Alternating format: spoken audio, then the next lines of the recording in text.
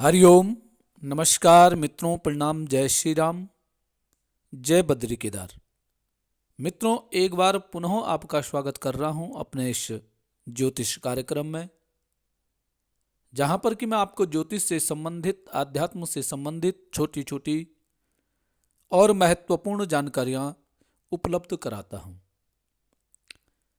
मित्रों, आज भी एक महत्वपूर्ण विषय पर चर्चा करूंगा और वह विषय है बच्चों से संबंधित। बच्चों को जिस भी प्रकार की कोई परेशानी होती है, कोई बच्चा चिड़चिड़ा होता है या कोई पढ़ाई में कमजोर होता है या गलत संगति बच्चा कर रहा है, आपका कहना नहीं मानता है, इनमें से कोई भी यदि परेशानी आपके बच्चे को होती है तो उसके लिए क्या उपाय आपको करने चाहिए, उसके बारे में आज मैं आपको सूक्ष्म जानकारियां प्रदान करूंगा। इसके लिए आपने चैनल को सब्सक्राइब भी करना है, वीडियो को पूरा देखना, अंत तक देखना है, और यदि आपको ठीक लगती है तो अन्य लोगों तक भेजने के लिए वीडियो को शेयर भी करना है। साथ में मित्रों लाइक और कमेंट भी आपने अवश्य करना है। मित्रों, आजकल जो छोटे बच्चे होते हैं उनको संभालना बड़ा मुश्किल अब हो गया है। अब उनके साथ आपका व्यवहार किस प्रकार से होना चाहिए, या बच्चे बहुत जिद्दी यदि हो गया है, या बच्चे का जो संगति है वो गलत हो रही है, या बच्चे का मन में पढ़ाई में मन नहीं लग रहा है, इस प्रकार की कोई भी यदि परेशानी है तो उसके लिए सबसे पहले मैं आपका व्यवहार और बच्चे के लिए क्या क्या आपको उपाय करने हैं उनके बारे में बता रहा हूं। सबसे पहले मित्रों, आपने अपनी जन्म कुंडली देखनी है, और जन्म कुंडली का जो पंचम भाव है, पंचम भाव जो है बुद्धि का प्रतिनिधित्व करता है। बच्चे की बुद्धि किस प्रकार से है, आपका बच्चा किस प्रकार बुद्धि लेकर के आया है, उसकी बुद्धि किस प्रकार से है, आपने उसी प्रकार का व्यवहार उसके साथ करना है। जैसा व्यवहार मित्रों आप बच्चे के साथ करेंगे, बच्चा वैसे ही होगा। सबसे पहले आपने क्या करना है, बच्चे को कभी भी अकेलापन का शिकार नहीं होने देना है। कोशिश ये करें कि बच्चा अकेला न रहे। आप अपने सभी कार्यों को छोड़ करके बच्चे के साथ समय व्यतीत करें। बच्चा अकेलेपन का शिकार न हो। इसके लिए कुछ आसान से उपाय हैं जिसकी मदद से बच्चे संस्कारी, तंदुरुस्त और एक अच्छी बुद्धि पा सकते हैं। सबसे पहले मित्रों देखो, बच्चों की बुद्धि को यदि आपने एकाग्र करना है, बच्चे को संस्कारी बनाना है, तो एक छोटा सा उपाय है, वो है कि स्कूल जाते समय या पढ़ाई करते समय, जब भी बच्चा पढ़ाई करने के लिए बैठे या जब भी बच्चा स्कूल के लिए जाए, तो आप एक काम जरूर करें कि बच्चे को गायत्री मंत्र का जप कराएं। 1 बार, 3 बार, 5 बार गायत्री मंत्र जप करने की आदत जब बच्चे को हो जाएगी तो मित्रों बच्चे की बुद्धि जो है एकाग्र होगी। गायत्री मंत्र बड़ा शक्तिशाली मंत्र होता है। विद्या को, बुद्धि को एकाग्र करने के लिए गायत्री मंत्र बड़ा कारगर सिद्ध होता है। तो गायत्री मंत्र का जप अवश्य कराएं। 3 बार, 5 बार, 11 बार तक आप, और जब बच्चे की रुचि गायत्री मंत्र के प्रति हो जाएगी तो वो एक एक माला का भी जप कर सकता है। तो सबसे पहला काम है ये। इसका क्या होगा, इसके प्रभाव से बच्चों में बुद्धि का विकास होगा। गायत्री मंत्र इतना शक्तिशाली मंत्र है। फिर दूसरा काम क्या करना आपने, बच्चे जिस कमरे में रहते हों, जहां पढ़ाई करते हों बच्चे, तो उस घर को सबसे पहले उस कमरे को स्वच्छ रखें,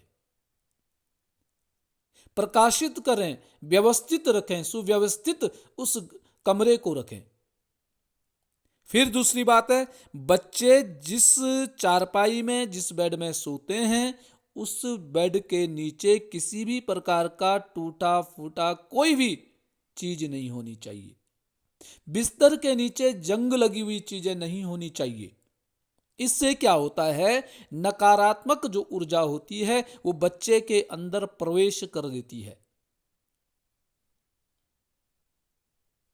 फिर दूसरी की बात क्या है, नकारात्मक ऊर्जा को दूर करने के लिए घर के किसी भी कोने में अंधेरा न रहने दें। घर में जहां बच्चा रहता है, जहां बच्चा पढ़ाई कर रहा है, वहां पहले व्यवस्थित कर देना है। किसी भी प्रकार का अंधेरा उस कमरे में नहीं होना चाहिए। फिर यदि आपका बच्चा सुस्त रहता है, हमेशा बीमार रहता है, किसी से ज्यादा बातचीत नहीं करता है, तो मित्रों उसका जो पूजा वो पढ़ाई का कमरा है, जिस कमरे में वो बच्चा रहता है, उस कमरे का जो बेड होगा, उस बेड को दक्षिण और पूरब की ओर रखें। दक्षिण और पूरब की ओर उस बच्चे का बेड होना चाहिए।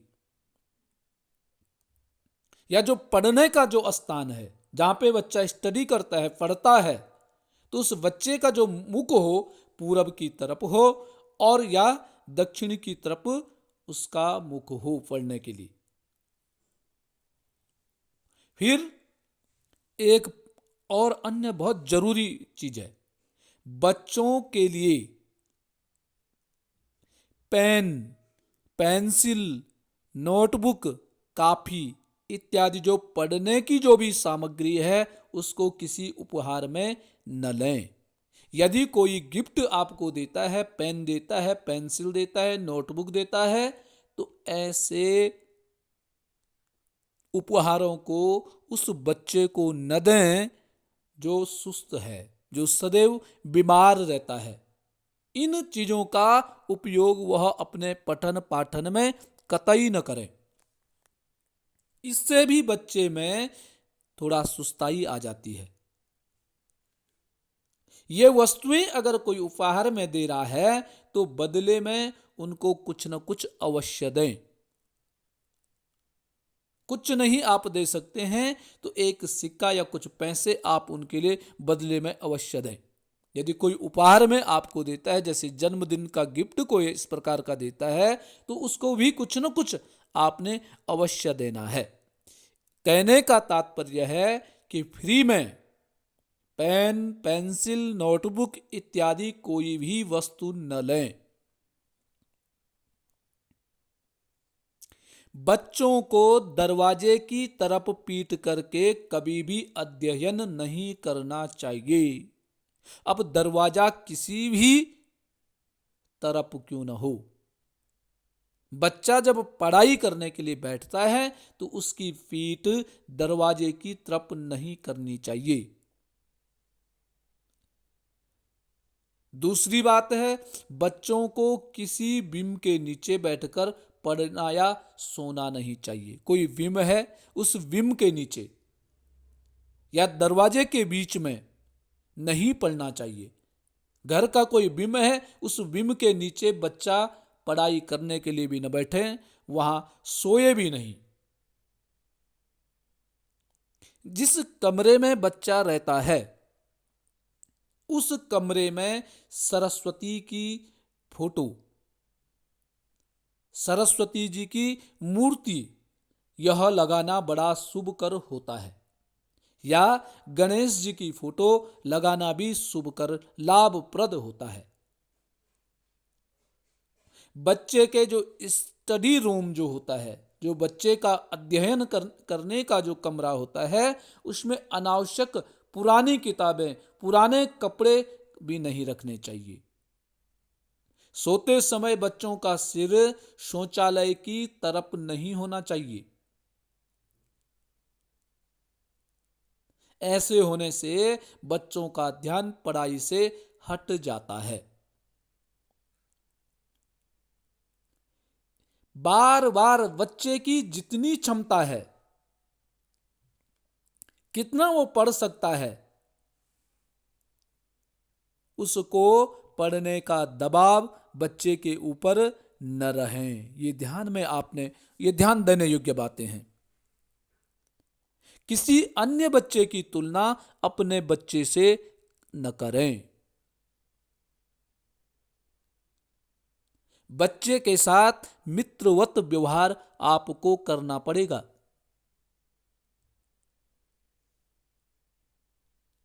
उसकी छोटी मोटी जो भी गतिविधियां होती हैं, उन पर संयमता के साथ आप उनके साथ वार्तालाप कर सकते हैं।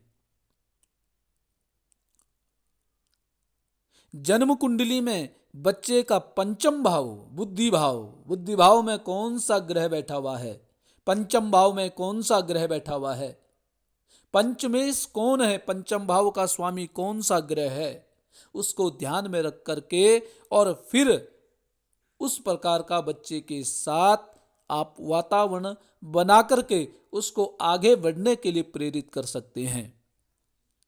मित्रों, कई बार क्या होता है कि बच्चे की बुद्धि कम होती है, परंतु आप उस पर दबाव बनाते हैं, बच्चा पढ़ नहीं पाता है, उसको आप जबरदस्ती करते हैं। बच्चे की तारीफ करने की आदत डालें, बार बार बच्चे की तारीफ करें। यदि उससे कोई गलती भी हो जाए तो उसको क्षमा करें, परंतु मित्रों अनदेखा नहीं करना है। वो गलत काम कर रहा है, उसको देख रेख करनी है, उसको बार बार टोकना नहीं है।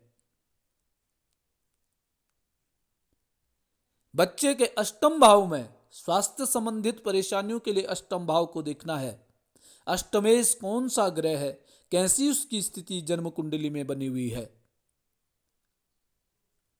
लग्नेश की क्या स्थिति है, लगन भाव में कौन सा ग्रह बैठा हुआ है।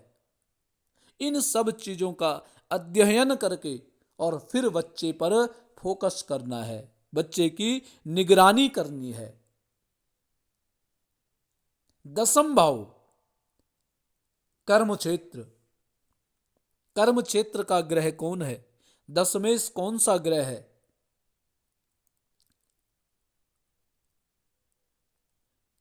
कौन से फील्ड में बच्चे ने जाना है, इसी क्षेत्र में उसकी पढ़ाई करवाएं। और एक मुख्यतः एक बात और है कि आपका और बच्चे का जो तालमेल है वह बैठ पाता है कि नहीं बैठ पाता है, उसका ध्यान रखना बहुत जरूरी है। कभी कभी आपने देखा होगा कि जब दोनों की, पिता और पुत्र की राशियों में मित्रता नहीं होती है, तो फिर क्या होता है, बच्चा पिता की नहीं सुनता है या पिता बच्चे की नहीं सुनता है, तो फिर इसमें क्या होता है, तालमेल में कमी हो जाती है। तो ऐसी स्थिति में मित्रों ये ध्यान रखना है, यदि पिता के साथ बच्चे का तालमेल नहीं बनता है तो मां बच्चे को समझाए, और मां के साथ यदि तालमेल नहीं बैठता है तो बच्चे को पिता समझाए। परंतु बच्चे को जब भी आपने गाइड करना है, समझाना है, तो शांति से। बच्चा हमेशा ये ध्यान में रखना अपने माता पिता का अनुकरण करते हैं, स्कूल के शिक्षकों का अनुकरण करते हैं। तो जन्म कुंडली का अध्ययन ये करना है कि बच्चे की क्षमता कितनी है, बच्चा का स्वभाव किस प्रकार से है, क्या बच्चा गलत मार्ग पे जाने वाला तो नहीं होगा, उसकी बुद्धि को भ्रमित तो नहीं कर देंगे। क्योंकि मित्रों कई बार क्या होता है, जब बच्चा बड़ा होता है पहले तो छोटे में ठीक रहता है, परंतु जब वो बड़ा बड़ा होता है, जब उसकी संगत गलत होती है तो वो बिगड़ जाता है। हमेशा जीवन में संगत का ही प्रभाव पड़ता है। आप जैसी संगत करेंगे उसी प्रकार का रंग आप पर दिखेगा। यह 100% बात है, क्योंकि समस्त जितने भी बच्चे होते हैं सब दिमाग वाले होते हैं, बुद्धिमत्ता सबके अंदर होती है। परंतु जब गलत संगत में बच्चा चले जाता है तो उसकी बुद्धि भी खराब हो जाती है। फिर उसकी बुद्धि उसी प्रकार से हो जाती है जैसे उसके अन्य मित्रों की बुद्धि होती है। तो बच्चे के संगत किस प्रकार से है, बच्चे के मित्र किस प्रकार से हैं, उन चीजों का ध्यान रखें। और उन चीजों को ध्यान में रखने के लिए यह है कि आपने बच्चे के साथ मित्रवत व्यवहार करना पड़ेगा। मित्र की भांति बच्चे के साथ आपको रहना है, समय देना है, अपनी इच्छाओं का त्याग करके। क्योंकि मित्रों अब क्या है, वातावरण सब बदल चुका है। पहले के जैसे बच्चे अब नहीं हैं। और आप बच्चों को संस्कारी बनाएंगे तो आप प्रसन्न रहेंगे, और यदि संस्कारी नहीं बनाएंगे तो बच्चों के लिए जीवन भर रोना पड़ता है। यदि बच्चा नहीं है तो एक ही दुख होता है कि नहीं है, परंतु है अगर वो बिगड़ा हुआ है, वो आपके अनुकूल नहीं है, तो मित्रों वो जिंदगी भर के लिए रोना हो जाता है। ये जिंदगी भर का अभिशाप है ये।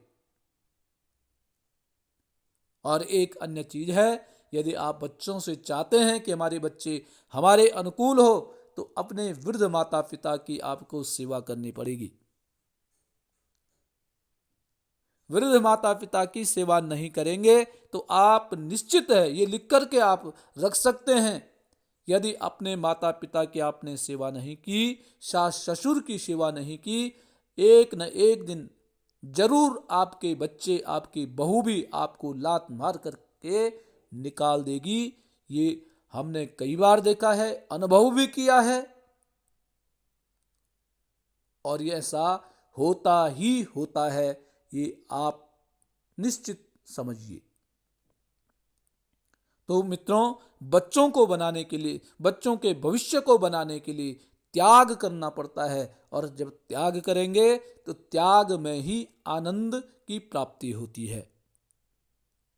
तो मित्रों जन्म कुंडली का निरीक्षण जरूर कराना चाहिए बच्चे का। जो बच्चा बिगड़ा हुआ है, पढ़ाई नहीं करता है, सुस्त रहता है, उसकी जन्म कुंडली को जरूर दिखाइए कि उसके कौन से ग्रह इस प्रकार से हैं, और ग्रहों का जब पता चलता है तो फिर उन ग्रहों के उपाय कराइए। आपका बच्चा क्या चाहता है उसके अनुसार उसकी पढ़ाई कराइए, उसके अनुसार उसके साथ व्यवहार करिए। और जब आप यह समझ जाएंगे तो मित्रों फिर आपका बच्चा कभी भी गलत मार्ग का अनुसरण नहीं करेगा। गलत मार्ग पे फिर बच्चा जा ही नहीं सकता है। तो बच्चा बिगड़ा तो उसमें माँ बाप का भी हाथ होता है, गुरुजन का भी हाथ होता है, और उसकी संगति कैसी है उसका भी हाथ होता है। संगति भी बहुत ज्यादा मायने रखती है। तो मित्रों मुख्यतः है गायत्री मंत्र का आप जब बच्चों से कराएं, गायत्री मंत्र का उच्चारण कराएं। गायत्री मंत्र जितना अधिक बच्चा बोलता है, मन बुद्धि एकाग्र होती है, और मन बुद्धि एकाग्र होगी तो निश्चित ही वो सही मार्गों का अनुसरण करेगा, सही मार्ग पर जाएगा। गायत्री मंत्र बड़ा शक्तिशाली, बहुत शक्ति गायत्री मंत्र में होती है। बार बार गायत्री मंत्र का उच्चारण अपने घर में करें और बच्चों से भी करवाएं तो निश्चित ही आपको लाभ की प्राप्ति होगी। तो मित्रों ये था बच्चों से संबंधित।